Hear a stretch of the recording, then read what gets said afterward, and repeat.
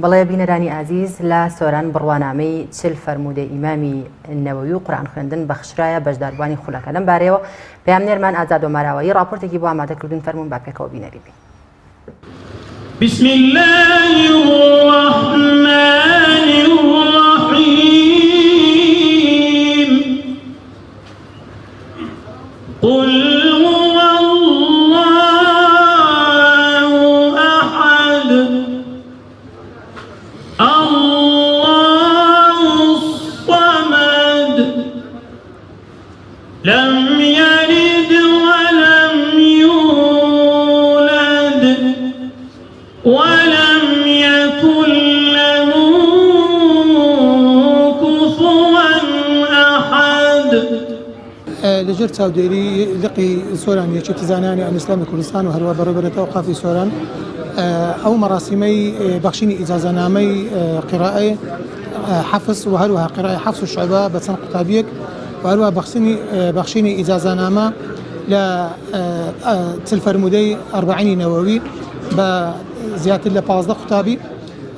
لە بەبوونەی مانجی ڕەمەزانی پیرۆز کە دەستمان پێکرد و ئەمشۆ لە شەوی 27 کە شەوی لەیلەتوڵ قەدرەکە ئەم مەراسیمەمان ڕێخست بۆ ئەوەی بەخشینی ئەو ئیجازەنامانە و بیتە جێی دەستخۆشیش و هەروەها تەشجیعێکیش لۆ ئەو قوتابیانەی دواتر کە هەم ئەو خولانە بەردەوام بن و هەم بتوانین ئیجازەی زیاتر ببەخشین و هەروەها فەرموودەی زیاتر لە بۆ موسڵمانان ڕوون بکەینەوە و زیاتر مامۆستا و کادری بابین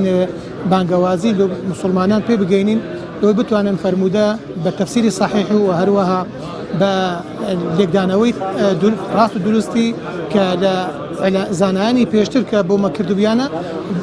بە سیلسلەی ئەو ئیجازاتە گەیشتە دەست ئێمە و هەروەها بە هەمان شێواز و بە هەمان تەفسیریش هەمان فەرموودەکان ئەبەخشینە ئەو قوتابیانەیەکەوە بەژارە بن لەو ڕێوڕەسمە. ئێمە مەبەستمان ئەوەیە کە خەڵکی ئێمە خەڵکێکی جگە لە کورتپەروەری ئاین پەروەریشن دەمانەوێتن لەو ڕێگایەوە لە ڕێگای مزگەفتەکانەوە کە ئەو مەراسیمانە ئەکەین خەڵکی خۆمان ئاشنا بکەین بەو مەراسیمە ئاینیانەی کە لە ڕابردووە هەبووە و کە ئێستاشە زیندوی بکەینەوە. یەکێک لەوانە ئەوەیە کە ئێستا ئەو شەو لە مزگەفتی ئەبوبەکری سەدیق ئیجازەنامە ئەدرێت ئیجازەنامەی قیرائات و ئیجازەنامەی کە خوێندنی چل فەرموودەی پێغەمبەر صلی الله علیه و سلم لەلایەن مامۆستای خۆشەویستمان مامۆستا مەلا مەولود برادۆستی. هەدەف و مەبەست و ئامانجەکە لەوەی زیندوکردنەوەی ئەم شەوە پیرۆزەیە کەوا ساڵانە بە بەرزی پیرۆزی سەیرەکەین و لە هەموو شوێنێک ئەم یادە بە بەرزی سەیرەکرێتن و ئامانجەکە و هەدەفەکە تەشەکردنی مسلمانانە و ئەو گەنج و لاوانەیە بۆ ئەوی بەردەوام بن لەسەر قورئان و لەسەر فەرموودەی پێغەمبەر صلی الله علیه و سلم.